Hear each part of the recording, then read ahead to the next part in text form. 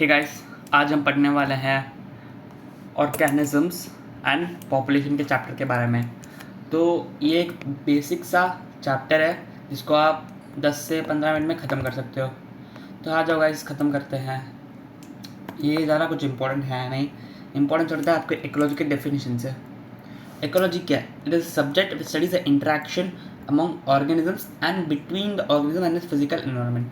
तो इसमें क्या बोल रहा है? इकोलॉजी एक सब्जेक्ट है जो कि स्टडी करता है interaction between organism, like human to human interaction और human to any animal interaction, between organism to organism और organism to physical environment, like what do say temperature, soil. तो इन सबको ऐसा बोल सकते हो, ठीक है। फिर नेक्स्ट एनसीईआरटी ने क्या इंपॉर्टेंट दिया है? Ecology is basically concern with 4 levels of biological organisation. तो इकोलॉजी 4 लेवल के बायोलॉजिकल ऑर्गेनाइजेशन से कंसर्न है। पहला लेवल है ऑर्गेनिज्म, दूसरा लेवल है पॉपुलेशन, तीसरा आपका जो लेवल है वो होगा कम्युनिटी, और चौथा लेवल है biome. Organism, population, community, biome. एक बार वापस रिपीट कर दो, ऑर्गेनिज्म, फिर पॉपुलेशन, ऑर्गेनिज्म से पॉपुलेशन बनती है, पॉपुलेशन से कम्युनिटी बनती है, कम्युनिटी से बायोम बनती है, जो कि उससे इकोलॉजी कंसर्न है, ठीक है। फिर उसके बाद आपको ये डायग्राम देखना बहुत ज़्यादा इंपॉर्टेंट है। अब मैं आपको इसकी ट्रिक बता देता हूँ। ये डायग्राम टेम्परेचर वर्सेस रेनफॉल के बारे में। तो आप देख सकते हो टेम्परेचर सबसे कम होगा आर्कटिक एंड अल्पाइन तुंद्रा, क्योंकि उधर बहुत सारा बर्फ़ पड़ती है, तो बारिश भी कम होगी उधर की। नेक्स्ट आते हैं डेजर्ट पे, टेम्परेचर ज़्यादा है, बारिश क्या है? कम है, ठीक है। डेजर्ट में टेम्परेचर ज़्यादा है, बारिश क्या कम है। इधर टेम्परेचर कम है, बारिश भी कम है। ग्रास लैंड में टेम्परेचर इंटरमीडिएट है और बारिश भी इंटरमीडिएट है। ट्रॉपिकल रेन फॉरेस्ट में टेम्परेचर इंटरमीडिएट है बट बारिश बहुत ज़्यादा है।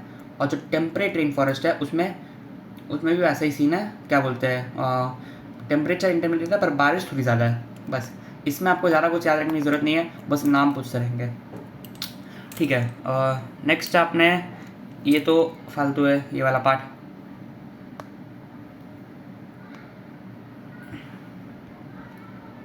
ठीक है। ये सब डिलीटेड है आपके एनसीईआरटी में से, ये डिलीटेड है।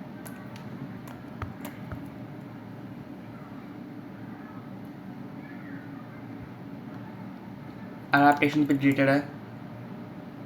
हाँ, अब आपका चालू होता है इधर से।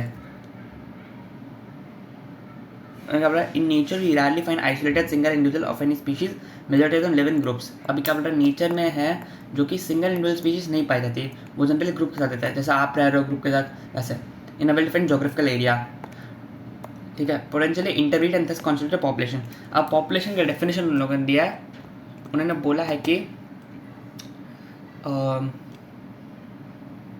व्हाट डू से पॉपुलेशन का डेफिनेशन दिया है, isolated single individual of any species, majority of them live in group. Isolated single species in which majority of them live in group in a well-defined geographical area which interbreed among themselves to constitute a population. ये आपका population का definition है। यहाँ पे जो interbreeding term है वो sexual reproduction को माना गया है, ए सेक्सुअल को नहीं, पर हम पॉपुलेशन में ए सेक्सुअल रिप्रोडक्शन वाले को भी कंसिडर करते हैं, जैसे बैक्टीरिया। अंडरस्टैंड? सिंपल, समझ आ गया, ठीक है। अभी नेक्स्ट हमारा क्या बोला गया है? अभी पॉपुलेशन एट्रीब्यूट्स की बात करते हैं। अब एक पॉपुलेशन में पॉपुलेशन एट्रीब्यूट्स के बारे में जानते हैं। पॉपुलेशन में मतलब आपने बर्थ लिया या फिर डेथ हो गई आपकी, तो सिंगली रिलेटेड, मतलब आपसे रिलेटेड है, individual related. But population attribute मतलब बर्थ रेट, डेथ रेट, तो टोटल पॉपुलेशन से क्या फ़र्क पड़ रहा है, वो पॉपुलेशन क्या बोलते हैं एट्रीब्यूट्स है। तो 4 पॉपुलेशन एट्रीब्यूट्स है। एक हो गया बर्थ रेट, दूसरा हो गया डेथ रेट। बर्थ रेट को बोलते हैं नेटालिटी, डेथ रेट को बोलते हैं अपन मोर्टालिटी। फिर तीसरा हो गया अपना क्या बोलते हैं, व्हाट डू से सेक्स रेशियो। चौथा है एज रेशियो। ये 4 पॉपुलेशन के एट्रीब्यूट्स है, और ये पॉपुलेशन के एट्रीब्यूट्स पॉपुलेशन इंडिविजुअली भी डिफाइन करते हैं, पर इसमें ये लिखा है individual may have birth and deaths but the population has birth rates and death rates. मैंने जैसा कि आपको समझाया, in population these equal to per capita birth. For example, total में से आपके बर्थ में क्या फैक्टर पड़ा वो बोलता है इसमें। The rates and sexual changing number increase और decrease with respect to total members of population. इसमें एंजाइटी में एग्जाम्पल है, जैसे 20 लोटस प्लांट्स है एक पॉन्ड के अंदर। अभी एक नए प्लांट ने क्या बोलते हैं 8 नए प्लांट ने जन्म लिया है, तो उसका क्या बोलते हैं बर्थ रेट क्या होगा? सो 8/20 इट्स 0.4 पर ऑफस्प्रिंग पर ईयर। और अगर इसमें डेथ रेट का भी दिया है, 4 individual laboratory population dies from 40 fruit flies. अभी 40 फ्रूट फ्लाई है, 40 फ्रूट फ्लाई है, उसमें से 4 मर जाती है पर वीक, ठीक है। तो उसका डेथ रेट क्या होगा, 4/40, that is nothing but 0.1 individual per fruit fly per week. Understood, simple है, ज़्यादा कुछ कॉम्प्लिकेटेड है नहीं इसके अंदर। अभी आपने समझ लिया होगा बर्थ रेट और डेथ रेट। अब हम जानेंगे सेक्स रेशियो। सेक्स रेशियो मतलब male to female. For example population 500 male है 500 फीमेल है, तो सेक्स रेशियो क्या होगा, 1:1 हो जाएगा। Next is age ratio. अब एज रेशियो को हम कैसे जानेंगे, देख लीजिए। एज रेशियो के लिए हमको एज पिरामिड दिया है, तो इसकी वजह से मतलब हमको 3 एज रेशियो मिलता है, मतलब 3 एज पिरामिड मिलता है, एक्सपैंडिंग, स्टेबल, डिक्लाइनिंग। ये हमको बताएंगे फ्यूचर कंट्री का, ठीक है। अभी आप देख सकते हो इधर एक्सपैंडिंग मतलब जो प्री रिप्रोडक्टिव पॉपुलेशन है, ये प्री रिप्रोडक्टिव मतलब जो बच्चे होते हैं वो रिप्रोडक्टिव पॉपुलेशन ज़्यादा है, तो आगे जाके एक्सपैंड करेगा। अभी रिप्रोडक्टिव मतलब 500 रिप्रोडक्टिव एग्जाम्पल, और ये 1000 है, तो 500 अभी कितने को जन्म देंगे, समझो 1000 को जन्म दिए, अभी ये 1000 कितने को जन्म देंगे, 2000 को। तो ऐसे पॉपुलेशन एक्सपैंड करेगा। अभी प्री रिप्रोडक्टिव के बराबर है, ये 500 है, ये 500 है, ये 500 ने 1000 को जन्म दिया, आगे भी ये 500 1000 को जन्म देंगे, तो ये क्या होगा, स्टेबल हो जाएगा। डिक्लाइनिंग मतलब रिप्रोडक्टिव ज़्यादा है as compared to pre reproductive, मतलब ये 500 है और ये 300 है, तो ये 500 1000 को जन्म देंगे, ये 300 600 को जन्म देंगे, तो ये डिक्लाइनिंग हो जाएगी पॉपुलेशन। सिंपल है, क्लियर है। हम आगे बढ़ते हैं अभी।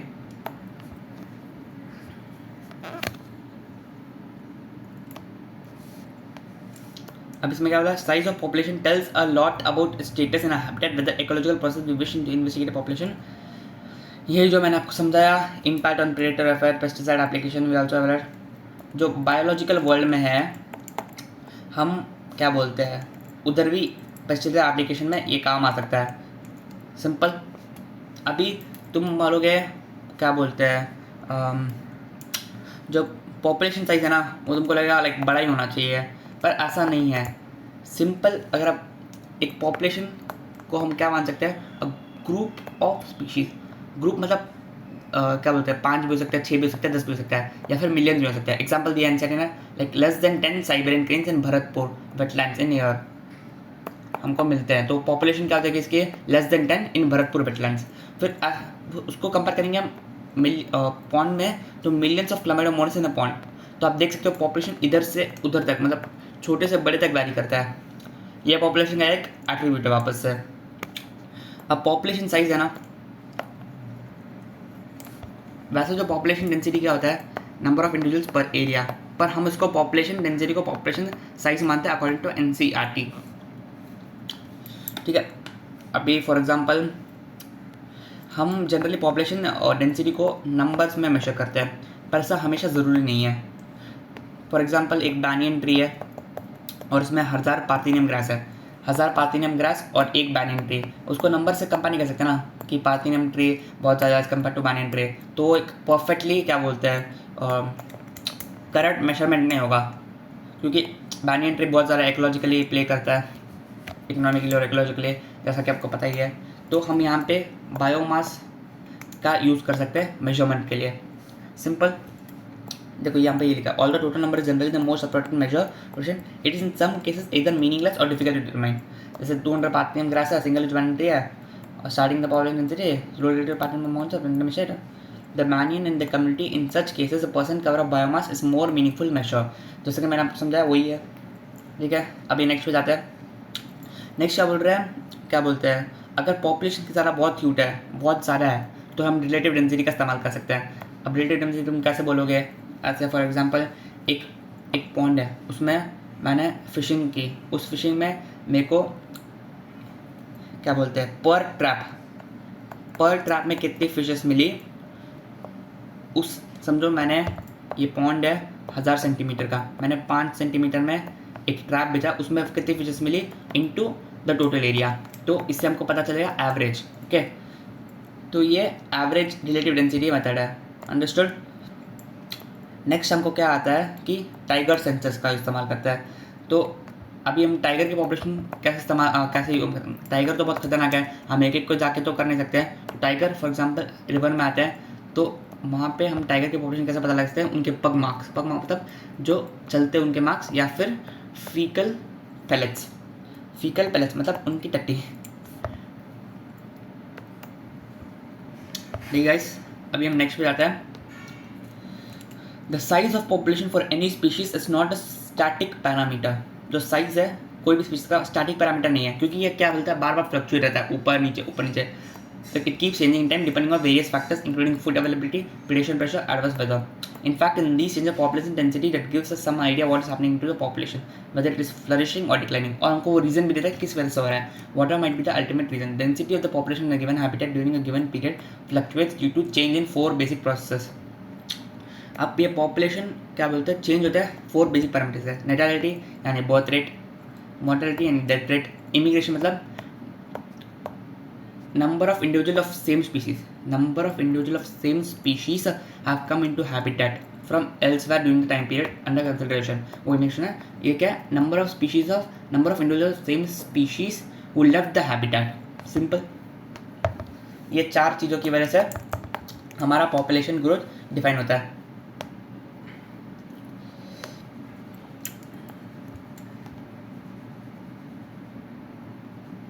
ठीक है, अब हम देखते हैं if n is the population density at time t, मतलब पॉपुलेशन ग्रो किसी वजह से करेगा और डिक्लाइन किस करेगा, तो n t+1 ये इक्वेशन दिया है। तो n एट टाइम t मतलब population density at time t plus b यानी बर्थ रेट, i माने इमिग्रेशन, मतलब बर्थ रेट और इमिग्रेशन क्या बोलते हैं, पॉजिटिव होगा, मतलब क्योंकि इंक्रीज हो रहा है पॉपुलेशन।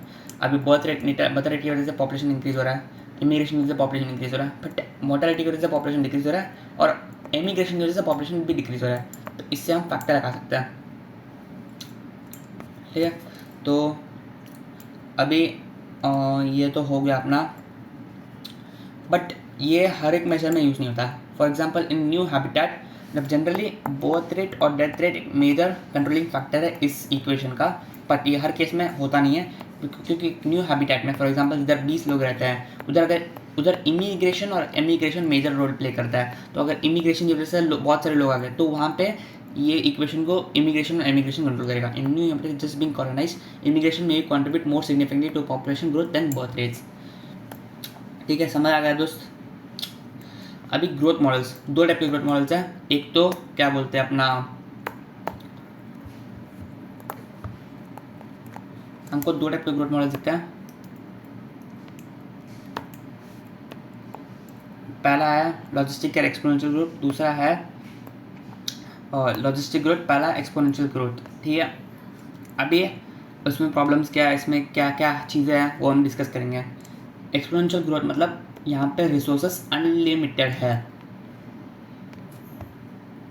यहाँ पे रिसोर्स अनलिमिटेड है, सो ये ग्रो करता ही रहता है।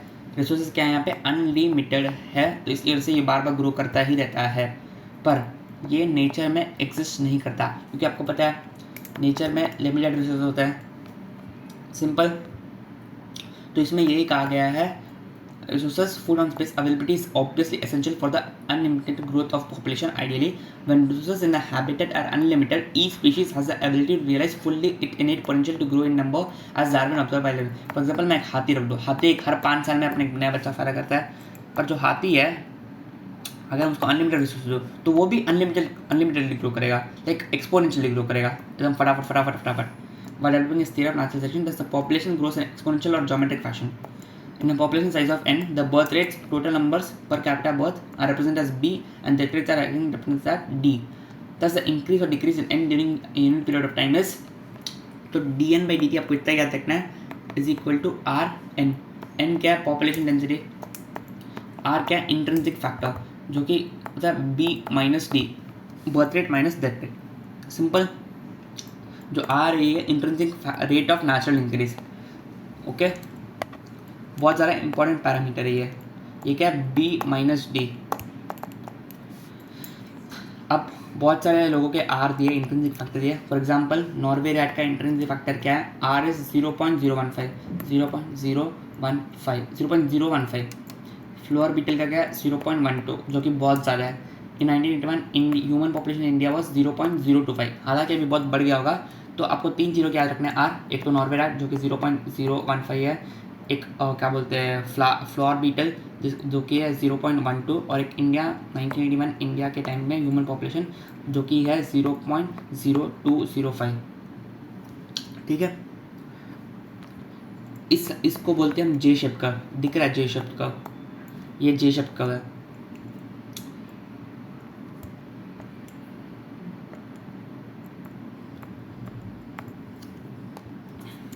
और इसकी इक्वेशन है N T is equal to N nought e to the power r t. ये सिंपल इक्वेशन है, जैसे कि आपको सिर्फ याद रखना है ये इक्वेशन, कुछ सवाल तो पूछेंगे नहीं इससे। ये पैरामीटर्स है इसके। Any species growing exponentially under unlimited resource conditions can reach enormous population.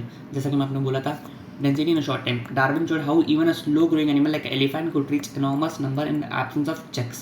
The following is an anecdote popularity narrated to demonstrate that dramatically. ये स्टोरी है जो कि बिल्कुल ही यूजलेस है। नेक्स्ट हम बात करते हैं logistic growth. No population of any species in nature has dispose unlimited resources to permit exponential growth. मैंने जैसे कि आपको बताया था, this leads to competition between individuals for limited resources. Eventually the fittest individual, जो सबसे ताकतवर होगा वो फिटेस्ट इन टर्म्स, मतलब जो ज़्यादा रिप्रोडक्शन कर पाएगा, ज़्यादा बच्चे पैदा कर पाएगा, will survive and reproduce. The governments of many countries have also realised the fact and introduced various restrictions and with the view limited human population. जो नेचर क्या है, उसमें एक कैरिंग कैपेसिटी होती है, नेचर की कैरिंग कैपेसिटी। फॉर एग्जांपल एक room है, उसकी कैरिंग कैपेसिटी 10 लोग है, अगर मैं उसमें 11वें-12वें लोग भरूँ तो नेचर की कैरिंग कैपेसिटी कम हो जाएगी और उसमें से हमको लोग को बाहर लेना पड़ेगा या फिर बहुत रेट ज़्यादा बढ़ जाएगा, तो रिसोर्स लिमिटेड हो जाएगा। In a given habitat, enough resources to support maximum possible number beyond which no further is possible. Let us call limit of nature as carrying capacity K. Population growth in a habitat with limited resources show initially a lag phase. तो इसमें यहाँ पे sigmoid curve दिख रहा है, जहाँ पे initially lag phase होता है, उसके बाद लॉग फेज होता है, उसके बाद स्टैग्नेंट फेज होता है। ठीक है, followed by phases of acceleration and deceleration and finally asynchrotous. When the population density reaches the carrying capacity, तो वो stagnant हो जाता है। ये for example K है, carrying capacity.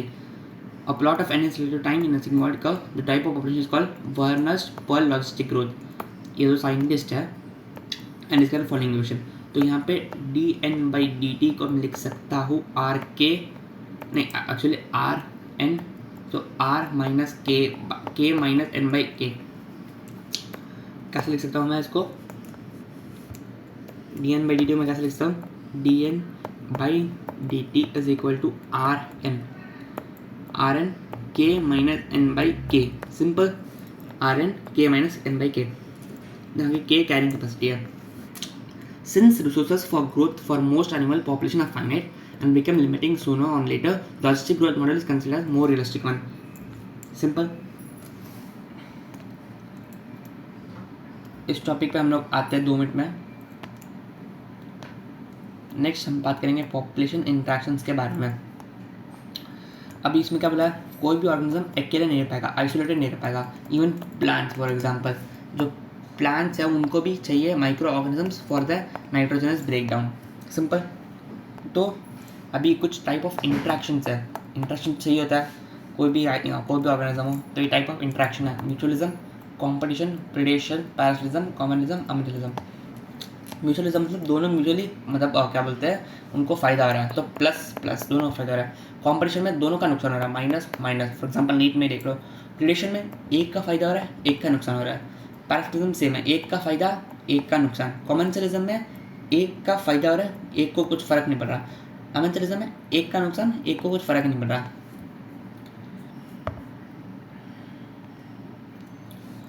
पहले हम बात करेंगे प्रेडेशन के बारे में। अब एनसीईआरटी के अकॉर्डिंग प्रेडेशन क्या है। अब मैं फॉर एग्जांपल हर्बीवोर प्लांट पर प्रेडिक्ट कर रहा है, हर्बीवोर पे कार्निवोर प्रेडिक्ट कर रहा है, तो ये क्या एनर्जी पिरामिड बोल रहा है, किसको, प्रेडेशन को एक एनर्जी पिरामिड बोल रहा है। So besides acting as conduits for energy transfer across trophic level, predator play another important roles. उसके अनदर इंपॉर्टेंट रोल क्या है, प्रेडेटर क्या करता है, प्रे की पॉपुलेशन को चेक में रखता है, प्रे की पॉपुलेशन को क्या रखता है, चेक में रखता है। और दूसरा क्या है, प्रेडेटर क्या करता है, जो पॉपुलेशन डाइवर्सिटी है प्रे की, उसको भी क्या करता है, चेक में करता है। प्रेडेटर क्या करता है, प्रे की पॉपुलेशन चेक में रखता है, और प्रेडेटर क्या वापस क्या करता है, प्रेडेटर पॉपुलेशन डाइवर्सिटी को भी चेक करता है। फॉर एग्जांपल क्या बोलते हैं, क्या अगर अगर क्या बोलते हैं, अगर प्रेडेटर एब्सेंट हो तो प्रे की पॉपुलेशन अनलिमिटेड हो जाएगी। इसका एग्जांपल है एनसीईआरटी में, जो ऑस्ट्रेलिया में प्रिकली पर कैक्टस को इंट्रोड्यूस किया गया ऑस्ट्रेलिया में। वो आया जैसे ही पूरा ग्रो हो गया ऑस्ट्रेलिया में, बहुत ज़्यादा ग्रो हो गया, हैवॉक मच गया, मतलब हैवॉक मतलब हल्ला मच गया कि इतना ज़्यादा ग्रो हो गया, क्योंकि उसके ऊपर कोई प्रेडेटर नहीं था, इसलिए बहुत ज़्यादा ग्रो हो गया।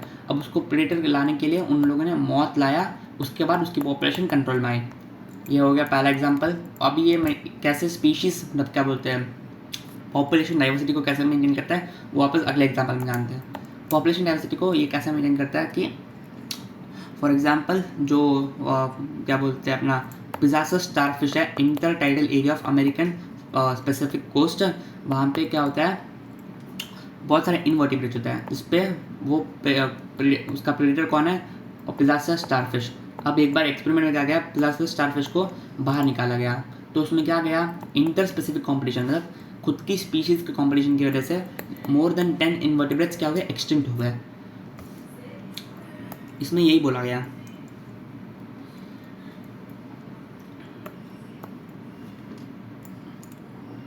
American physical star Pegasus is an important predator in a field experiment when all starfish were removed from an enclosed intertidal area. More than 10 species of invertebrates become extinct within a year because of interspecific competition. अब क्या बोला है, अगर एक predator to efficient, मतलब समझो मैं क्या बोल रहा है, फॉर एग्जांपल एक बंदा है, वो हर रोज़ मतलब उसके उधर 100 प्लांट है, हर रोज़ 10 प्लांट खाता है, तो एक टाइम आएगा कि उसका प्लांट क्या बोलते हैं, उसकी प्लांट मतलब सारे खत्म हो जाएंगे, मर जाएंगे, और उसके पास कोई खाना नहीं रहेगा, तो वो भी मर जाएगा, उसके प्लांट भी मर जाएंगे। तो इसलिए इसमें यहाँ पे बोला है, अगर ज़्यादा एफिशिएंट है और ओवर एक्सप्लॉइट करता है तो prey might also be extinct and predator might also be extinct due to lack of food. इसकी वजह से प्रेडेटर्स क्या प्रूडेंट होता है, प्रूडेंट मतलब क्लेवर, जो इसकी वजह से prey species evolve various differences, ताकि प्रेडेटर हम उसको खा ना सके। फॉर एग्जांपल हम कुछ अभी जानते हैं,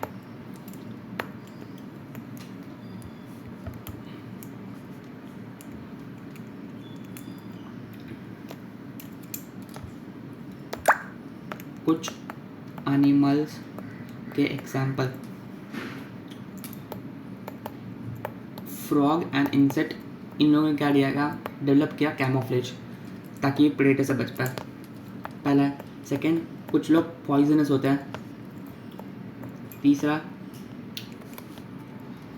एक मोनार्क बटरफ्लाई का एग्जांपल दिया एनसीईआरटी ने। मोनार्क बटरफ्लाई है ना, जो बहुत ही डिस्टेस्टफुल होती है, मतलब एकदम स्वाद अनुसार स्वाद होता ही नहीं उसके अंदर, तो इसलिए बॉयज़ उसको प्रीफर नहीं करते।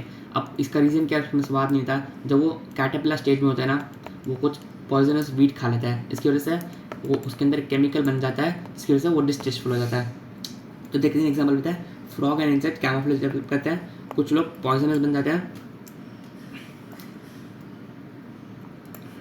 और कुछ लोग मोनार्क बटरफ्लाई जैसे हाई डिस्टेस्टफुल बन जाते हैं, ताकि बॉल ना खा पाए उनको। अभी एनिमल्स की बात होगी, अब प्लांट्स की बात करते हैं। अब प्लांट्स में एक डिसएडवांटेज है, प्लांट्स हमारे जैसे मूव नहीं कर सकते हैं, तो इसलिए क्या बोलते हैं, उनको एक अच्छा डिफेंस मैकेनिज्म इवॉल्व करना पड़ेगा। अभी क्या बोलते हैं, प्लांट्स में जो है, जो 25% इंसेक्ट है, वो क्या है, फाइटोफैगस, मतलब प्लांट अटैकिंग, जो फ्लीट करते हैं प्लांट सैप पे on other parts of plant. Simple, they can not run away from the predators. दूसरे एनिमल की तरह ये प्रेडेटर से जैसे रन नहीं कर सकता है। सो प्लांट्स दैटफुल have evolved astonishing variety of morphological and chemical difference against herbivores. First, thorns in case of acacia and cactus. Thorns develop करते हैं अकासिया कैक्टस में, ताकि मोस्ट प्रेडेटर्स क्या अटैक नहीं कर पाए। उसके बाद नेक्स्ट, कुछ केमिकल स्टोर कर देते हैं अपने इधर, ताकि हर्बीवोर सिक हो जाए और उसके बाद खाए ना उनको। इसका एग्जांपल है कैलोट्रोपिस। कैलोट्रोपिस में क्या बोलते हैं अपने को, कार्डियक ग्लाइकोसाइट्स मिलता है, कार्डियक ग्लाइकोसाइट्स मिलते हैं। तो इसकी वजह से बहुत सारे जो हर्बीवोर से दूर रहते हैं कार, क्योंकि उनकी वजह से उनको हार्ट अटैक आ सकता है कार्डियक ग्लाइकोसाइट की वजह से।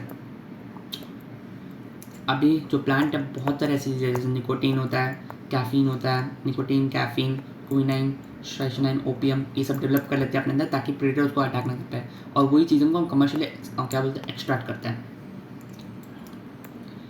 First part predation is done. Next part competition में जाएंगे हम लोग। कॉम्पिटिशन में क्या बोला है? When Darwin spoke of the struggle for existence and survival of the fittest in nature, he was convinced that interspecific competition is a potent force in organic evolution. For example, एक तुम human हो और बाजू वाला human है, और उधर समझो 4 दिन का खाना बना है। तुमने वो 4 दिन का खाना खा लिया, इसको मार के तुम्हें वो 4 दिन का खाना बन गया। अब ये क्या होगा? भूखा होगा। अब ये पूरे महीने भूखा रहेगा, तो पूरे महीने भूखा रहेगा तो मर जाएगा। तो इसने यही बोला है, तुम बोला और तुम एक अलग पावरफुल फिटेस्ट स्पीशीज़ बन जाओगे। तो इसने ये बोला, he was convince that interspecific competition of potent force to in organic evolution. It is generally believe the competition occurs when closely related species compete for the same resources that are limiting. ये एक absolute myth है। क्यों? क्या बोला? It is believe the competition occurs when closely related species, मतलब closely related species मतलब for example apes, humans, इन लोगों के बीच में कॉम्पिटिशन होता है फॉर लिमिटिंग रिसोर्सेज, और ये एब्सोल्यूट रॉन्ग है। अब देखते कैसे रॉन्ग है। First, totally unrelated species can also compete for the same resources. Example, flamingo and fish, ये दोनों किसके लिए कॉम्पीट करते हैं? जू प्लैंक्टन्स के लिए। In some shallow South American lakes, visiting flamingos and resident fish compete for the common food zooplankton in the lake. ठीक है, किधर? साउथ अमेरिकन लेक्स में। और सेकेंडली, सिर्फ रिसोर्सेज लिमिटेड हो तब कॉम्पिटिशन नहीं होता है, अनलिमिटेड हो तब भी कॉम्पिटिशन होता है। ये डिपेंड करता है एक पर्सन की, क्या बोलते हैं, फेचिंग कैपेसिटी को, या फिर उसकी खाने की कैपेसिटी पर डिपेंड करता है। Second reason not to be limiting for competition to occur in interference competition the feeding efficiency. वो बोला फीडिंग एफिशिएंसी मतलब पर्सन की खाने की capacity of one species might be reduce due to interfering and negative presence of other species. अब for example, तुम्हारे इधर 5 kilo का खाना पड़ा है, इस बंदे ने, तुम्हारे कैपेसिटी है 5 किलो का खाना खाने की, पर ये तुमसे ज़्यादा ताकतवर और 4 किलो का खाना खुद ही खा लेता है। अब तुम्हारे पास कितने किलो का खाना बचा है? 1 किलो का खाना बचा है, तो तुम्हारी फीडिंग एफिशिएंसी क्या हो जाएगी? कम हो जाएगी। किसकी वजह से? इसकी कॉम्पिटिशन की वजह से। Simple. Therefore, competition is best defined as process in which the fitness of one species, measured in terms of intrinsic rate of increase, is significantly lower in the presence of other species. तो क्या बोला? Fitness of one species is lower in presence of other species. तो आपकी जो fitness of your fitness is lower in presence of other species. Simple. अभी इसके ऊपर ही example लेता हूँ। इन गैलोपागस आइलैंड एक जगह है,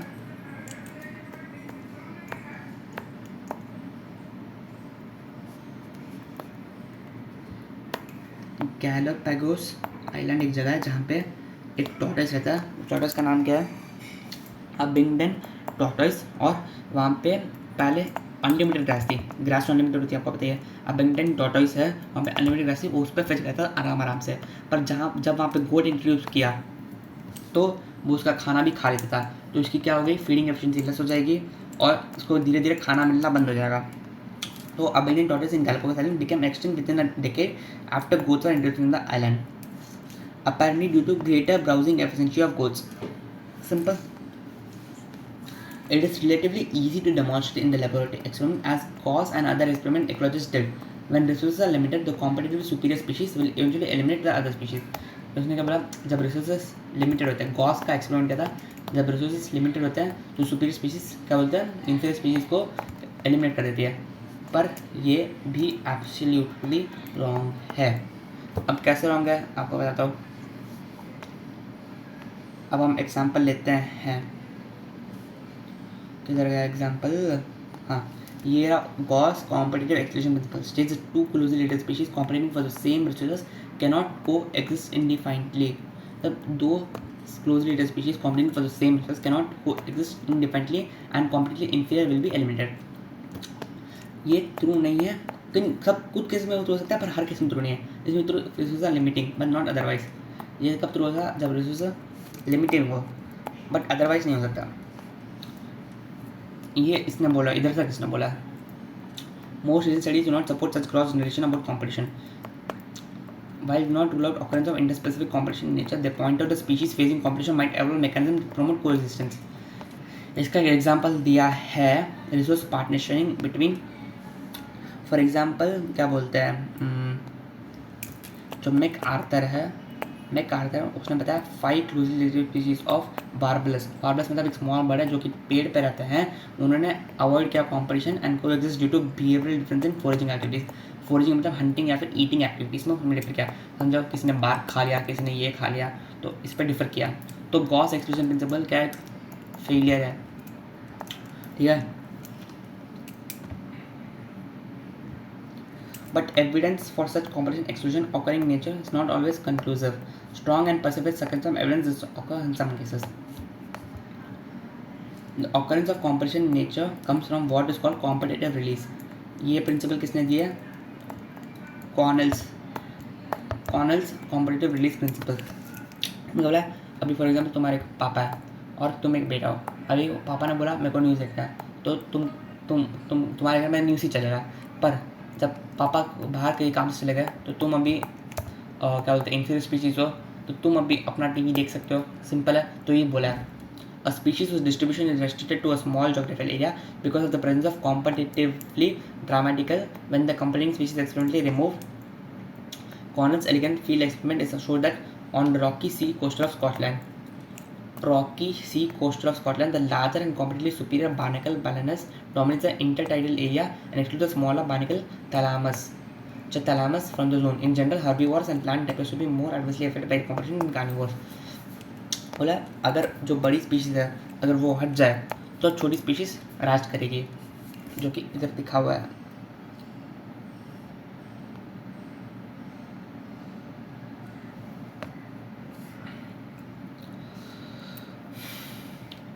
फिर उसने कॉर्नल ने एक्सपेरिमेंट किया था on the rocky sea coast of Scotland, जहाँ पे जो इंटरटाइडल एरिया में सुपीरियर बार्नेकल्स है वो इंफीरियर बार्नेकल को डोमिनेट करता है और उनको एक्सक्लूड कर देता है। सुपीरियर बार्नेकल्स कौन? क्या बोलते हैं बालानस, और इंफीरियर कौन है?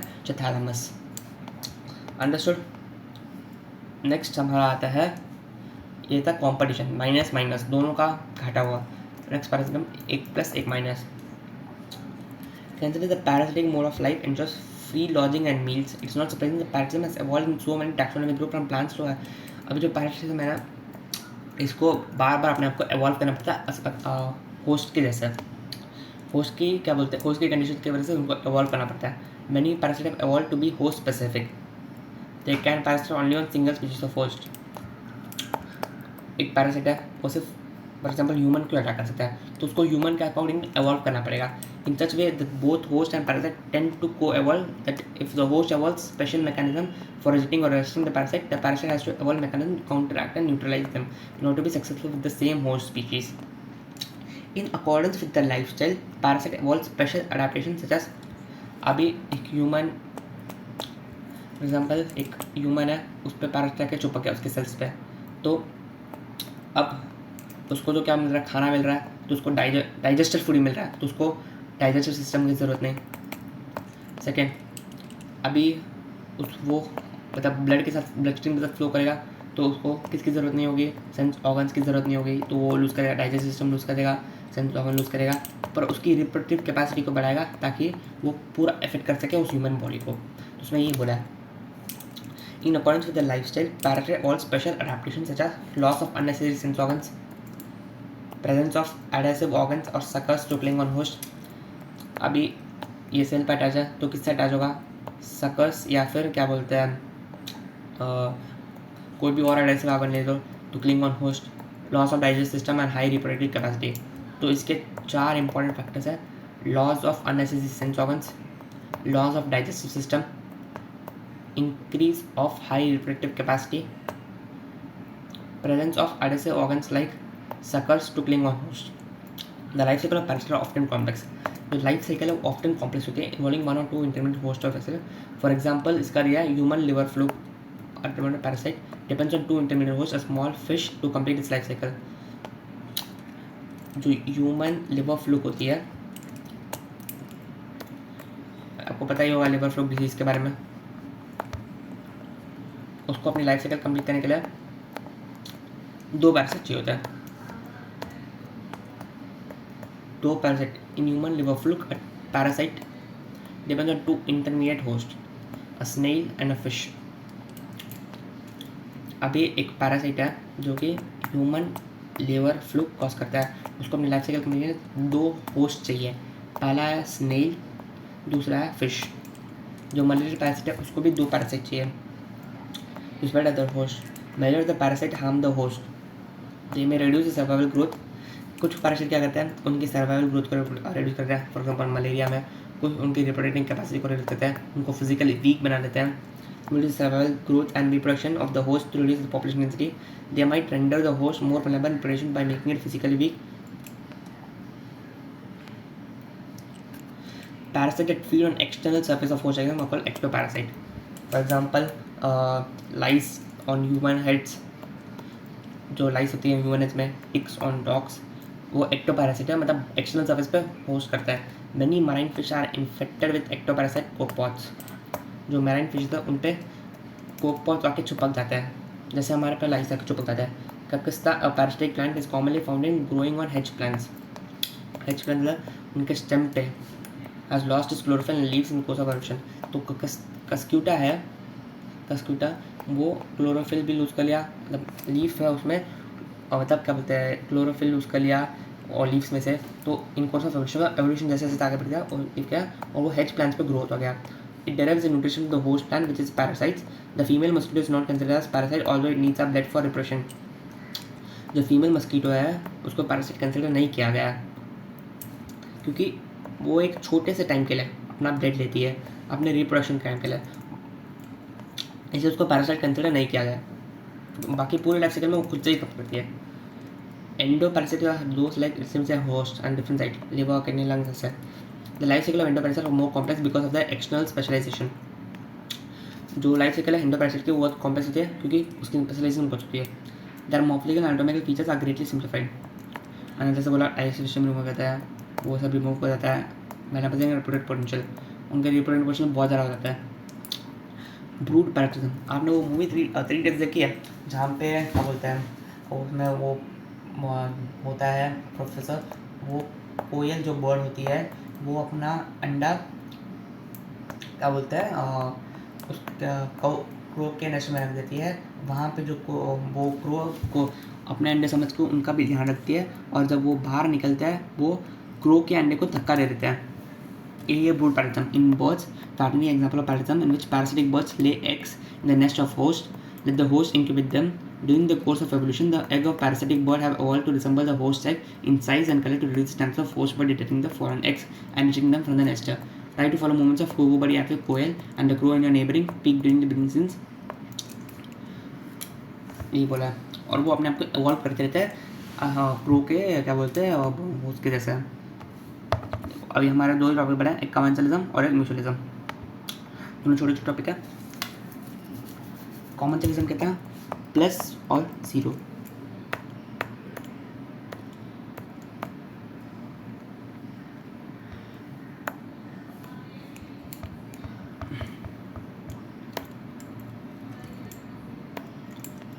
This is interaction means one species benefits and another is neither harm nor benefit.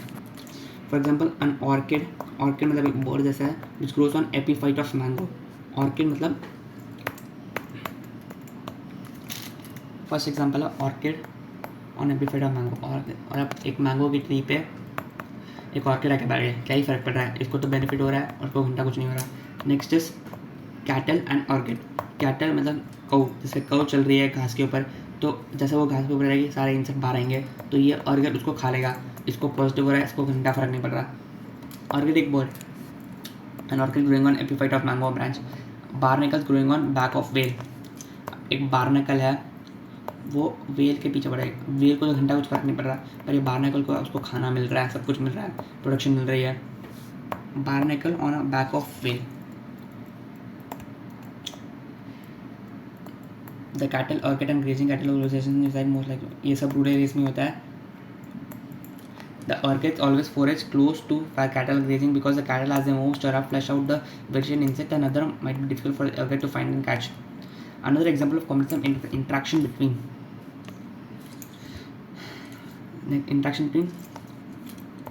sea anemone and क्या बोलते हैं क्लाउन फिश। जो क्लाउन फिश है उसी एनिमल के बैकपैक है, जो क्लाउन फिश छोटी होती है और जो सी एनिमल सब उससे डरते हैं क्योंकि उनके पास स्ट्रिंगिंग कैपेसिटी होती है, तो कोई इसके बाजू में नहीं आता, तो उसको क्या बोलता है, प्रोटेक्शन मिल जाता है। जैसे कि हमने बार्नेकल और ब्लू वेल के देखा था, sea animal that are stinging tentacles and clown fish that lives among them, the fish gets protection from predators which stay away from stinging tentacles, the animal does not appear to drive any from the holes clown fish. Simple है दोस्त, simple है, ये chapter सब बहुत बच्चे को खेला है। नेक्स्ट हम आते हैं म्यूचुअलिज्म पे। This interaction confers benefits of both interacting species, A plus plus है, दोनों को बेनिफिट होता है। फॉर एग्जाम्पल लाइकन्स, फंगाई और क्या बोलते हैं बैक्टीरिया, मतलब फंगाई और क्या बोलते हैं अपन आल्गे, दोनों को बेनिफिट होता है। माइक्रोराइजा में ये माइक्रोराइजा क्या बोलता है, फॉस्फोरस देता है प्लांट को और प्लांट उसको खाना देता है।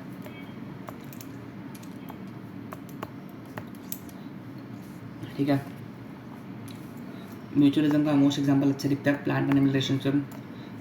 Plant needs animal for pollinating, animal needs for food, seeds, nectar.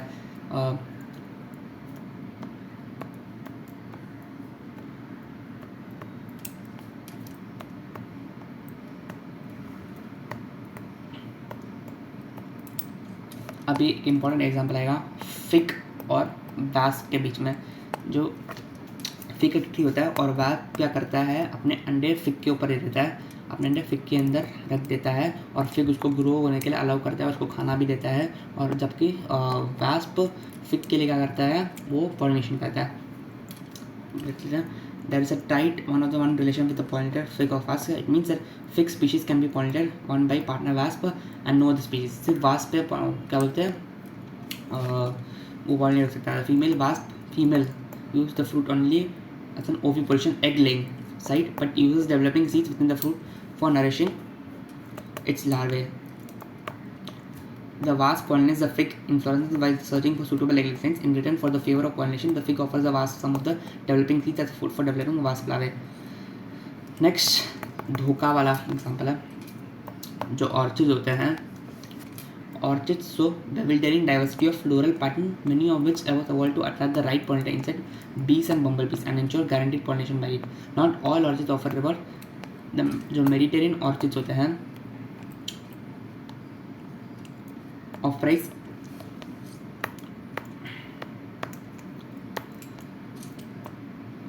Mediterranean orchids freeze, ये क्या करते हैं, अपने लीफ को ऐसे इवॉल्व करते हैं ताकि वो फीमेल बी जैसा दिख जाए।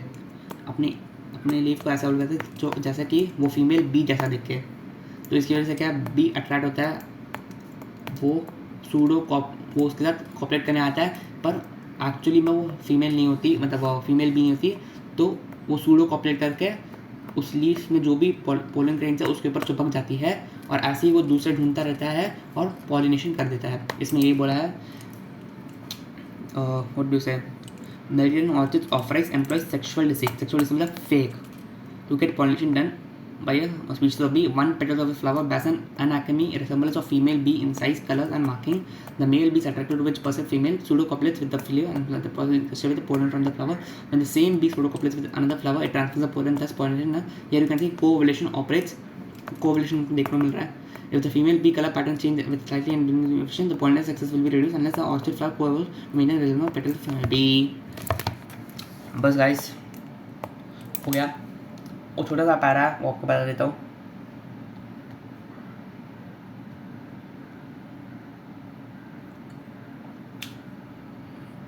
ज़्यादा कुछ है नहीं इस पैरा में। बोला जो पॉपुलेशन जो होती है अपनी रिप्रोडक्टिव स्ट्रैटेजी बनाती रहती है डिफरेंट वेज में, ताकि वो अच्छे से अपने क्या बोलते हैं डायरेक्ट एंड फिटनेस को मेंटेन करे। Also direct and fitness in habitat under particular selection organism also effective reproductive strategy. Some organism breed only once in the life time. कुछ ऑर्गेनिज्म है सिर्फ एक बार ही लाइफ टाइम में ब्रीड करते हैं, जैसे कि क्या बोलते हैं सैल्मन फिश एंड बैम्बू। कुछ ऑर्गेनिज्म एक बार ब्रीड करते हैं, कुछ ऑर्गेनिज्म मैनी बार ब्रीड करते हैं। For example birds and mammals. एक बार ब्रीड करने वाले कौन है, salmon fish and bamboo. Multiple breed में बर्ड्स एंड मैमल्स। कुछ ऑर्गेनिज्म स्मॉल साइज लार्ज मतलब क्या बोलते हैं लार्ज स्केल ऑर्गेनिज्म बनाते हैं। Some produce a large number of small size organism like oysters and pelagic fishes. कुछ large number of what is a small number of larger organisms, birds and mammals. So which is desirable for maximum fitness. Ecologist अब इसमें question पूछ रहा है कौन से ज़्यादा अच्छा फिटनेस है. Ecologist said that life history traits of organism has evolved in relation to constraints imposed by abiotic and biotic components. ये लाइन इंपॉर्टेंट है. ये बोल रहा है जो लाइफ मतलब दोनों अपने हिसाब से सही है. इसमें क्या बोलते हैं life history of traits of organism, मतलब ये जो ट्रेट्स है वो हिस्ट्री पे डिपेंड करते हैं, मतलब जो उन्होंने सहा है लाइक कॉन्स्टेंट्स है. For example oyster and pelagic fishes मतलब क्या बोलते हैं लार्ज स्केल पे रिप्रोडक्शन करें ताकि कुछ भी हो जाए उनको तो वो ड्यूस है बहुत सारी पॉपुलेशन बची रहे और एक्सटिंक्ट ना हो. ये डिपेंड करता है abiotic and biotic factors of habitat in which they live. Evolution of life history traits in different species is currently an important area of research of value. Simple हो गया. Okay guys, bye.